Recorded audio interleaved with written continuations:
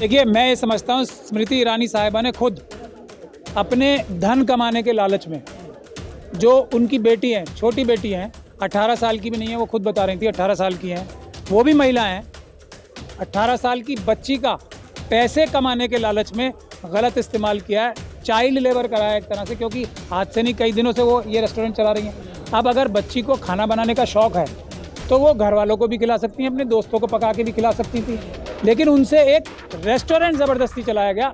ये है असली विषय, क्योंकि स्मृति ईरानी जी हर जगह से पैसा निकालने के, तो उनको अपनी बेटी को तो कम से कम अपने पैसे के लालच में इस्तेमाल नहीं करना चाहिए। तो उनकी मजबूरी है, अब वो खुद महिला हैं और महिलाओं के विरोध में काम करती हैं, तो समझ लीजिए एक मनुवादी मानसिकता की कितनी उनके ऊपर प्रेशर होगा, और उनको एक थोड़ा पैसे का लालच बहुत रहता है।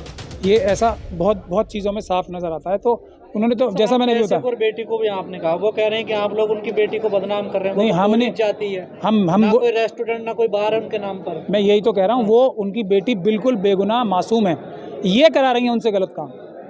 वो तो कॉलेज, हाँ वो कॉलेज ही जाना चाह रही होंगी, ये तो ज़बरदस्ती नहीं तुम्हें बैठना पड़ेगा यहाँ पे, वरना क्यों एक बच्ची क्यों रेस्टोरेंट चलाएगी ना, बताओ आप। उसके तो इतने सारे सबूत हैं, क्यों झूठे लाइसेंस पे काम करेगी एक बच्ची तो मासूम है।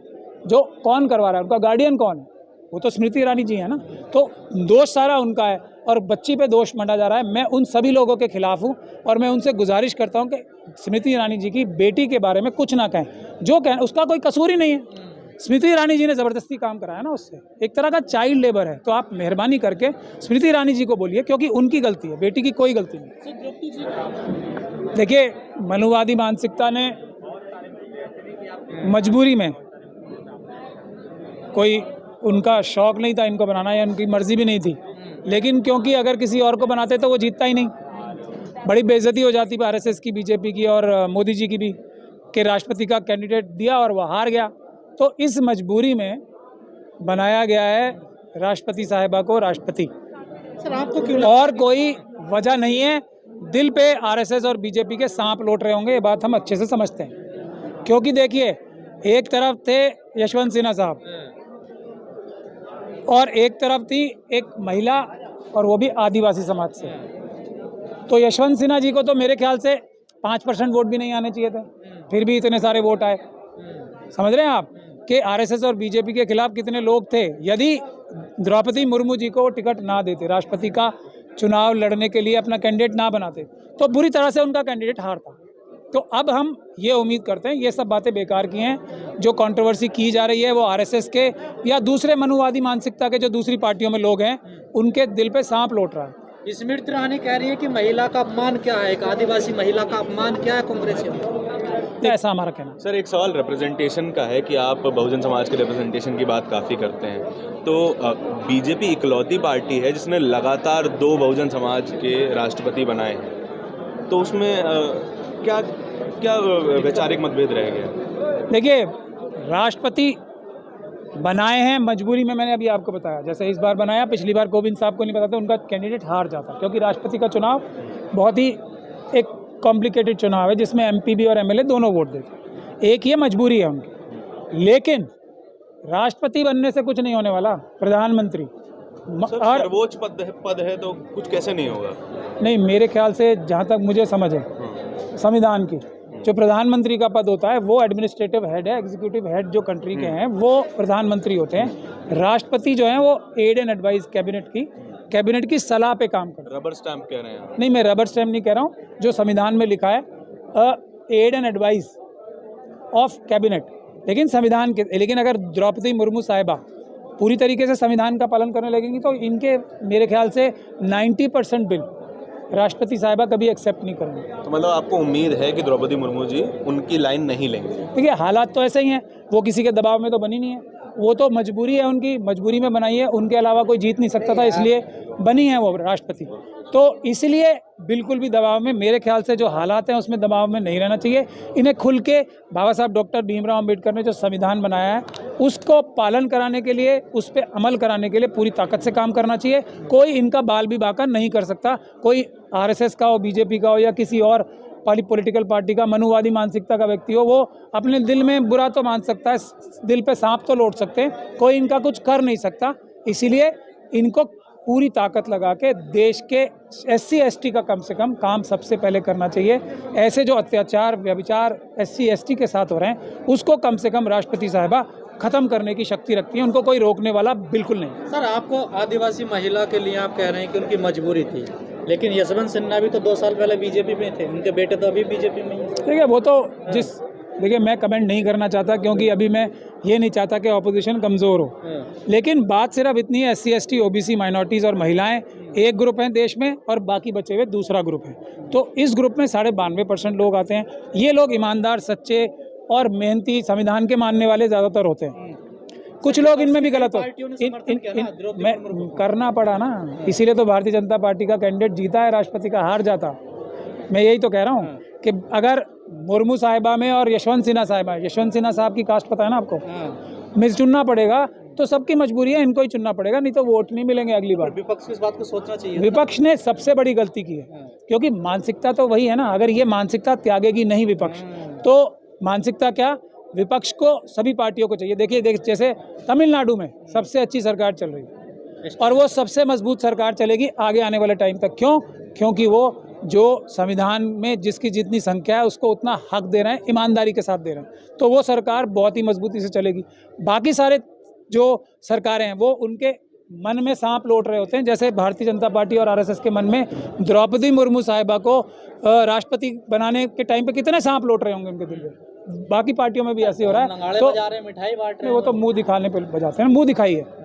प्रधानमंत्री बना देना, देखिए अब मोदी जी तो काफ़ी बुजुर्ग हो चले हैं, तो मोदी जी को बना दे राष्ट्रपति और मुर्मू साहिबा को बना दे प्रधानमंत्री, तो इनकी दूध का दूध और पानी का पानी साफ हो जाएगा। क्योंकि मोदी जी ने खुद कहा है ना 74-75 साल की उम्र के बाद किसी पद पे नहीं रहना, तो अभी द्रौपदी मुर्मू साहिबा तो बहुत छोटी हैं, तो इनको बना दें प्रधानमंत्री और उनको राष्ट्रपति, तब चलेगा। एक वीडियो वायरल हो रहा था, इसमें कुछ पंडे हैं गंगा जल टाइप का छिड़क रहे हैं, कुछ शुद्धिकरण टाइप कर रहे हैं, क्या कहना था उसमें? शुद्धिकरण पंडित करेंगे, पंडित शुद्धिकरण करेंगे, उससे तो उल्टा होता है। पंडितों के कोई भी काम करने से उल्टा होता है, अच्छा, शुद्धिकरण नहीं होता, खराब होता है कोई भी। तो अशुद्ध हो गई है वो। अरे कोई भी पंडित काम करेंगे, मैंने तो देखा नहीं है भाई लोग, पंडित जिस चीज़ को भी हाथ लगाएंगे, जो मनुवादी मानसिकता के पंडित हैं वो चीज़ अपवित्र हो जाती है, संविधान के हिसाब से अपवित्र हो जाती है। ये क्या कह रहे हैं आप?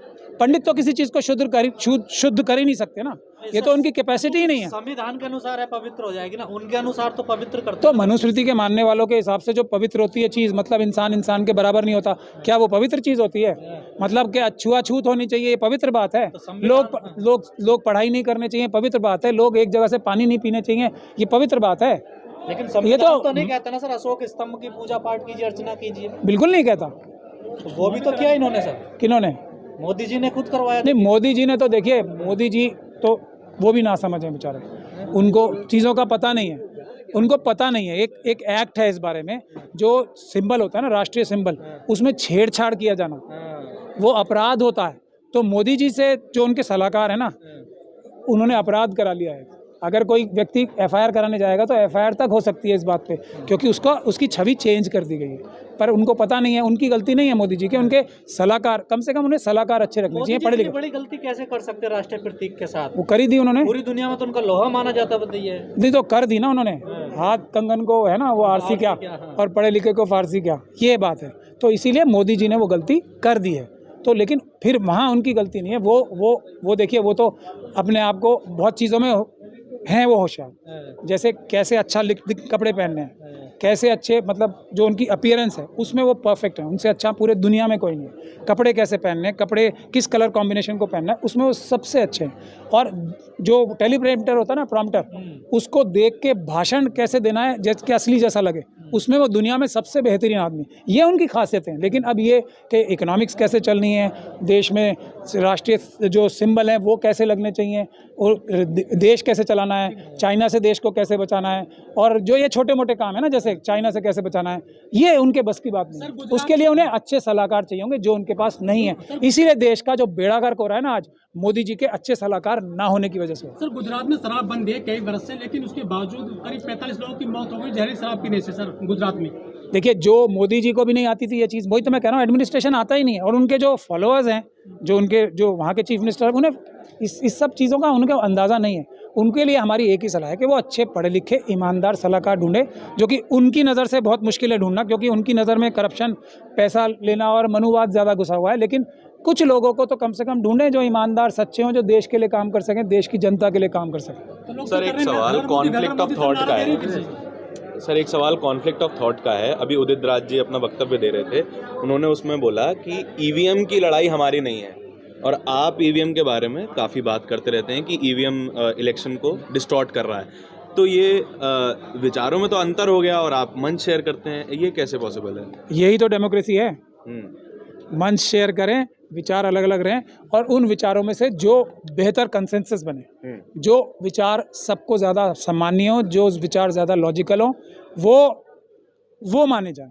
तो ईवीएम जो है आरएसएस और बीजेपी का इलेक्शन जीतने का सबसे बड़ा हथियार है। दो ही तो चीज़ें हैं उनके पास, एक ईवीएम और दूसरा मुसलमानों के प्रति नफरत पैदा करना।